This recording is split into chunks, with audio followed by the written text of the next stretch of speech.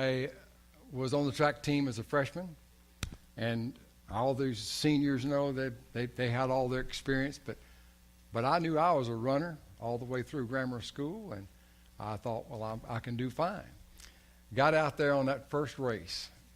I couldn't understand why the coach always had us running mile after mile after mile. I said, come on, I mean, what good is this?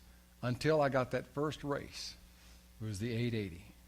I had to run around the track 2 times. The first time I thought, I ain't going to make it. I'm about to die. If I take one more step, my body is going to say, I quit. And I was so winded, and yet I saw all these, all the seniors, boy, I mean, they were right at it. All the other schools were right at it. And I don't know, I thought, well, I'm not going to quit. I'm just not going to quit. And so I kept on going. I got about to the second round of that, or the midway of that second lap. And all of a sudden, I didn't hurt anymore. My legs felt a little stronger. I wasn't even winded anymore. I had gotten that what they call a second wind. And all of a sudden, I began to sprint and began to pass. I didn't win the race, but I came in second. But I finished. And that's the main thing, finishing the course. I think sometimes we need a second wind because every single one of us, have a tendency once in a while to give up. Our body says, you go to that church one more time and you worship God one more time and you keep your hands up one more second, I'm going to fall off. I'm going to quit. I'm going to pass out on you. I'm going to give up. Because the flesh doesn't want to run the race. The flesh wants to relax. The flesh wants to sleep, eat, and be content. But there's a drive inside every racer that wants to finish the course. Paul had it. He said, I have run the race. I have finished the course. I've done well. You say, well, now, everybody can't be a winner. Oh, yeah. If you get over that finish line, you're a winner. Because you're not in the Christian world, you're not competing with anybody else. It's just you against the world, against the power of the flesh and the devil, and you keep going. Keep going. Getting that second wind.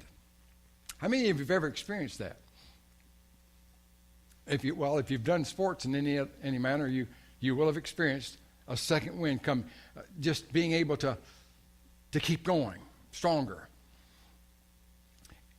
Jeremiah probably felt the same way. He needed it. Because in Jeremiah, it begins with the Lord saying to him, I want you to go to the one that is ruler over the city and the towns, for their evil. And I want you to pronounce this pronouncement against them, because they have hardened their necks, that they might not hear my words. So God gave Jeremiah some words that were not easy to hear. Thinking maybe they will succumb, the chief governor of the temple became furious and immediately took Jeremiah and bound him head and foot. They locked his head into a position where he could not move. They locked his hands and his feet. He was not just in chains, he was locked in one position, and he was that way for 24 hours. Now you know that he probably thought to himself, God, I'm your servant. I said what you wanted me to say, and now I'm in pain. This ought not to be for one who is doing your will. After all, Lord, you said, before I was even formed, in the belly of my mother, you knew me. And when I came forth out of the womb, you sanctified, you ordained me to be a prophet to the nations. You gave me orders, and I did what you said to do. In verse 17 and 19 of Jeremiah chapter 1. And now here I am in this kind of a mess. Why? Oftentimes we'll say the same thing. We think that as long as we're serving the Lord, everything's going to run real smooth. If someone came up to you and asked you about your Christian walk with the Lord and said, how's it been since you gave your heart to Jesus? What would you tell them?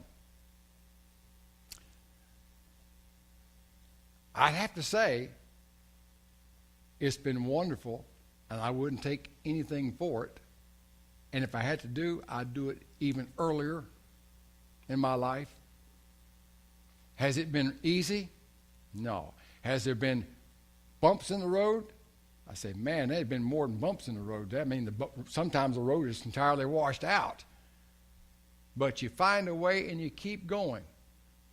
No matter what trouble comes, and it will come, you got to keep right on going. And if you do, all of a sudden, you're going to get that second wind. God told Jeremiah to speak. He said, just trust me. Trust me. If you don't trust me, I will confound you before them. In other words, I'll make you, if you don't do what I tell you to do, you will suffer the consequences. Jeremiah feared God more than he feared man. That's why he could take the being locked in. Sometimes our lives, in trying to please the Lord, and you still have problems, sickness does come, failure happens. It does. I remember when I was in college, first 2 years I was in the dorm. But I kind of got tired of that, and I thought, well, I'd like to kind of get on my own. So I rented an apartment. It was it amounted to a room in a house that the landlord lived downstairs. And after the first 6 months or thereabout, I started witnessing to the landlord, because I found out, well, she used to go to church, but not anymore. And so I started talking to her about the Lord. I'm thinking I'm getting some headway, till one night, somehow or another, about 11 o'clock, maybe 10 o'clock, she said, "Get out of my house." I'm thinking, what did I do? I've done nothing wrong. Get out now. Just so happens I had friends, so I packed all the things that I had in my car, and by 12 o'clock, I was gone. And I couldn't help but think, Lord, why? All I did was try to do good. All I did was try to tell her about you. It seemed like more I told her about the Lord, the more conviction came upon her, to where she said, I can't take it anymore. Doing good and suffering for doing good. Has anybody ever been there? Suffering for doing what you know is good and right. There's going to be some hard situations come your life. There's going to be times when you think, God, I'm serving you. Everything ought to go pretty good. I think about Scott Reese, who used to be the Foursquare supervisor here in our area. He and his young wife, 2 kids, became the supervisor. God had been blessing them as youth directors, then as a pastor, then now as over the district. Everything was going good. Everything was wonderful. Everybody was happy. The churches were growing. Things were happening, and that was good. But she, his wife, got a cold one day, and that cold developed into something serious that they couldn't get help for, and she died. We thought, man, what's he going to do to him? He's going to be totally destroyed, as anybody would be. What's he going to do about his kids? How can he serve in the ministry? He's got a full-time job right here. But he kept on going. And we admired that. He kept right on going.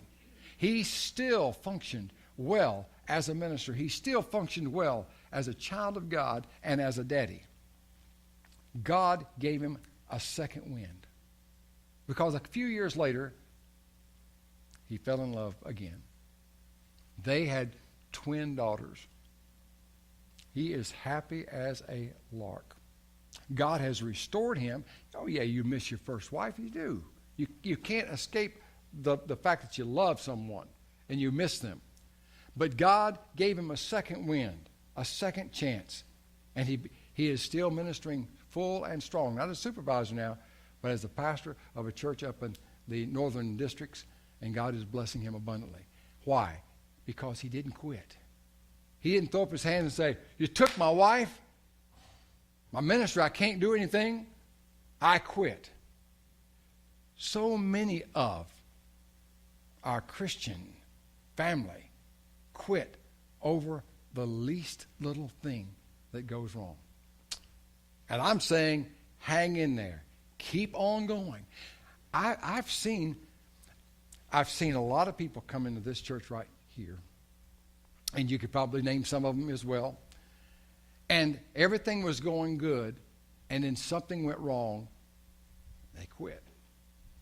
Life didn't smile upon them. God always did, but no, they were looking at life. And they had their focus upon the wrong thing. And they gave up and quit. And I look at some of you and I see what some of y'all have gone through, what some of you are still going through, and I admire you because you haven't quit. You've kept on going. And there have been spurts of energy to which you've been praising God and glorifying him, and there have been times when you've been down, but you just keep getting up and you still keep going.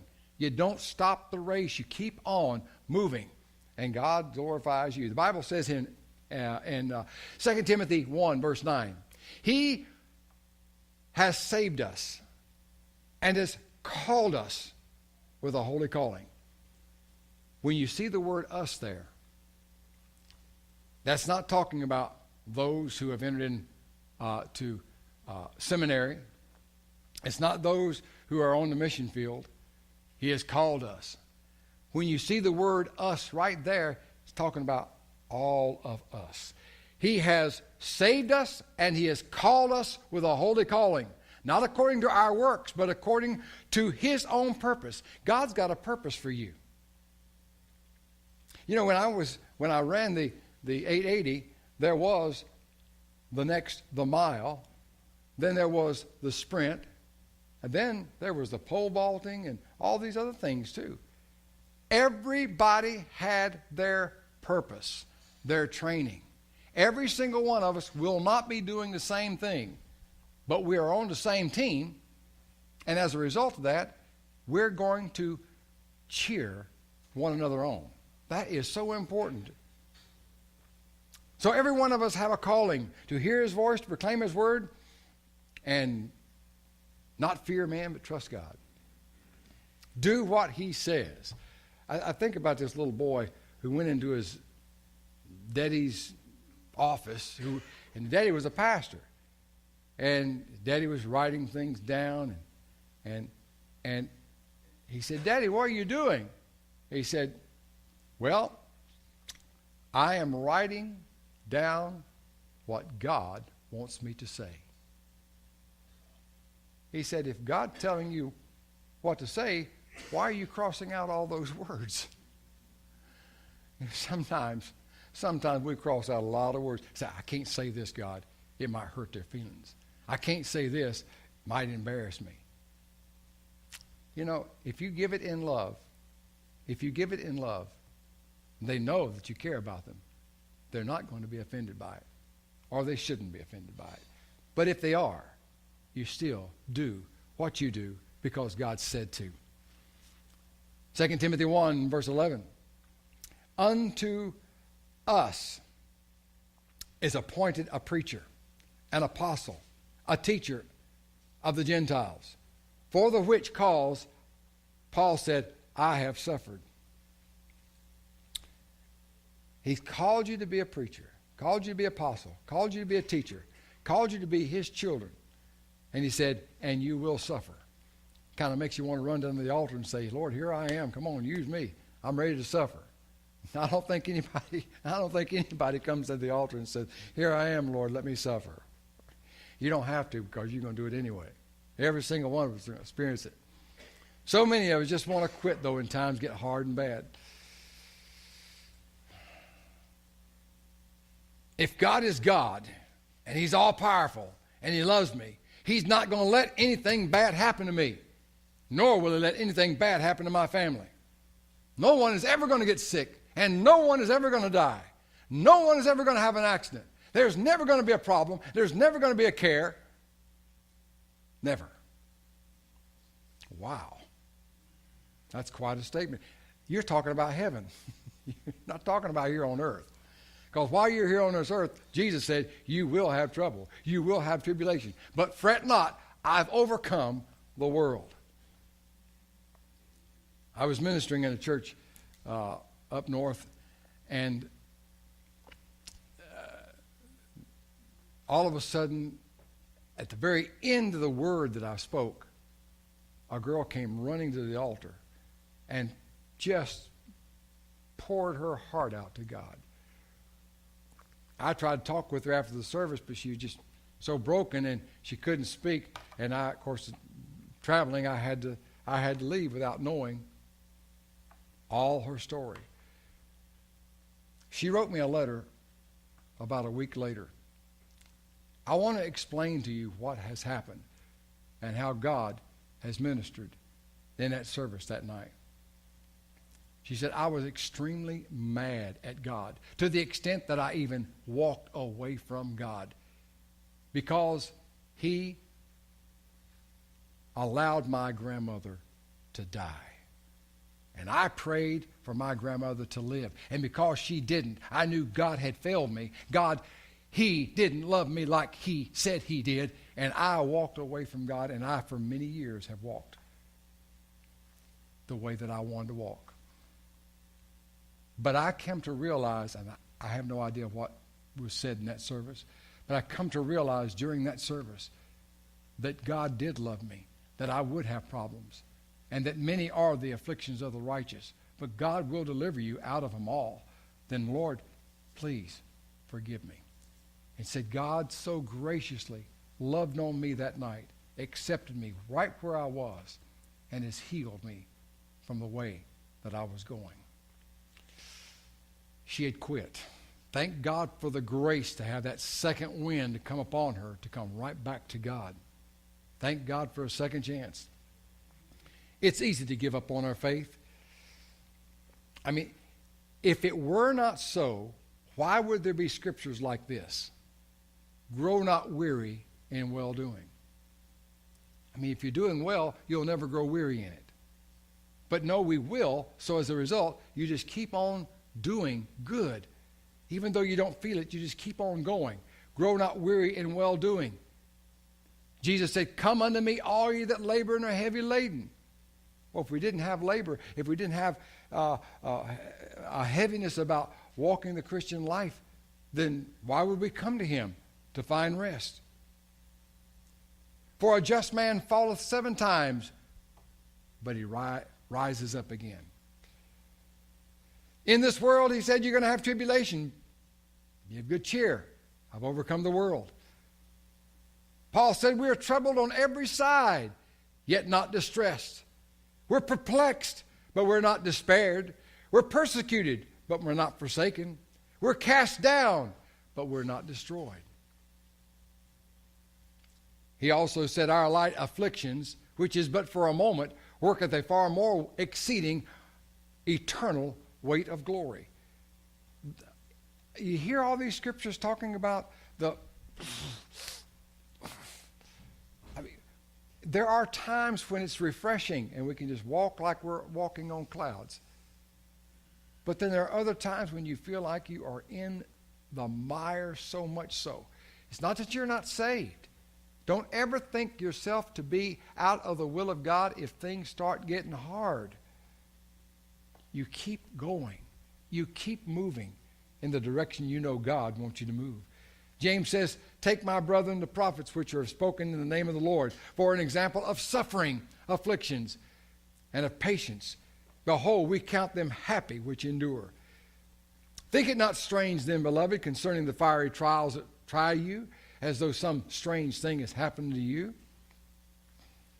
And when I read this, if you were not born again and you'd hear all this, you'd say, hey, If I come to the Lord, I want to escape all my troubles. I don't want to jump out of the frying pan into the fire. It sounds like that's what's going to happen. Well, sometimes it feels that way. But you know something? I have found I am never, ever struggling alone. God said, I'm with you. Wow. And that's what helps me. I know he is with me. You think about the metamorphosis of the caterpillar and the cocoon and the struggle that new creature has to go through to get that cocoon pushed out of the way so that he can finally emerge into a butterfly. If there weren't that struggle, the butterfly would never fly. Struggling. I'm thankful God helps us in our struggles, but he lets us struggle enough to develop. Well, after 24 hours of pain and humiliation, Jeremiah was finally released. He went straight to the ruler, the very one that locked him up, and he prophesied. And it came to pass on the morrow that Passer brought forth Jeremiah out of the stocks, and then said Jeremiah unto him, the Lord hath called you by name. Your name will no longer be Passur, but Magabissabib, which means fugitive. From this day forth, you will be as a fugitive. Have any of you ever been a fugitive? I have. I was 10 years old, and I was throwing rocks at a window. The owner of the business came out and said, I'm calling the law on you.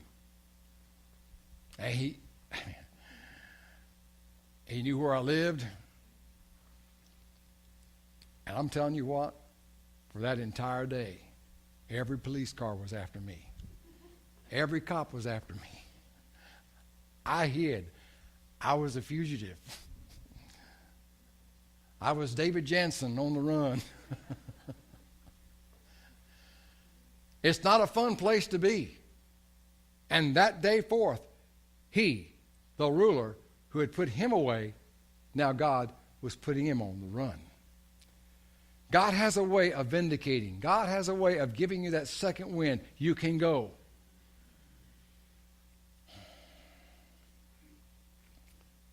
Sounds a little bit like Elijah, who went in time, he wanted to give up. Jonah, he wanted to give up.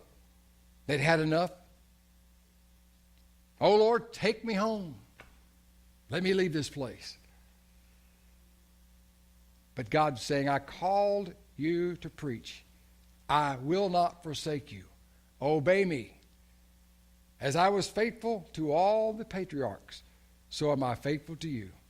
For I am no respecter of persons. I will not abandon you. I will not turn my back upon you. Thank God for his restoration. I thank the Lord, too, for Matthew chapter 5, verse 11 and 12. Blessed are you when men shall revile you and persecute you and shall say all manner of evil against you falsely for my name's sake. Rejoice and be exceedingly glad, for great is your reward in heaven. For so persecuted they the prophets that were before you. John the Baptist in Matthew chapter 12 felt the same way. And you find Job. Thank God he didn't give up.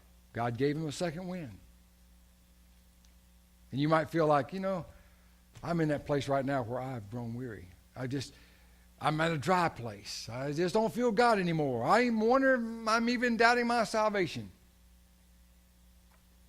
And God comes along and says, I've still got my eye on you. I'm walking with you. I've not forsaken you. I think about a young man who, in 1968, was running the Olympics.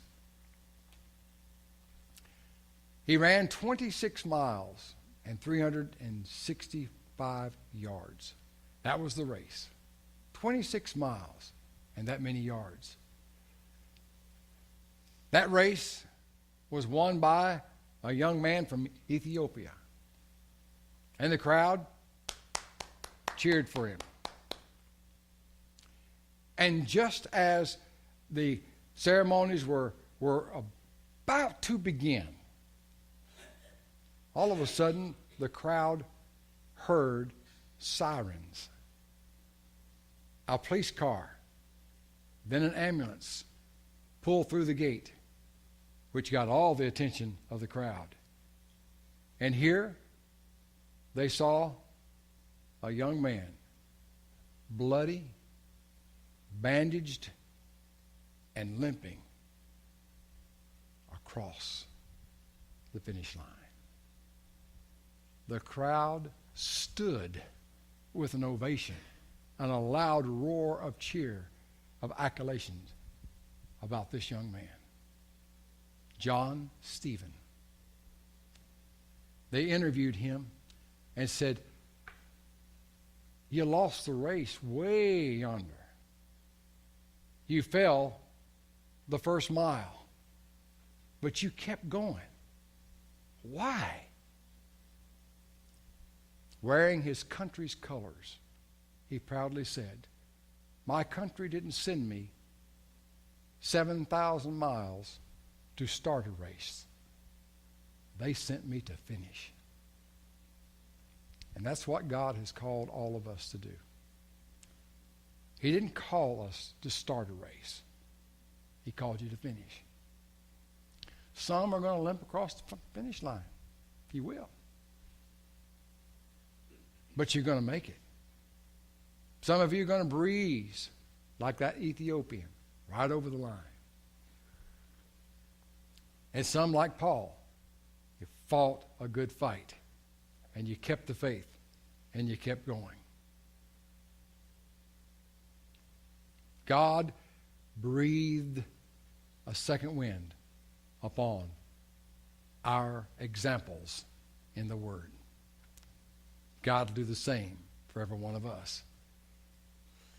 I believe that as Jeremiah stood there in that boneyard, ready to give up and say, "Lord, let me be dry," they are.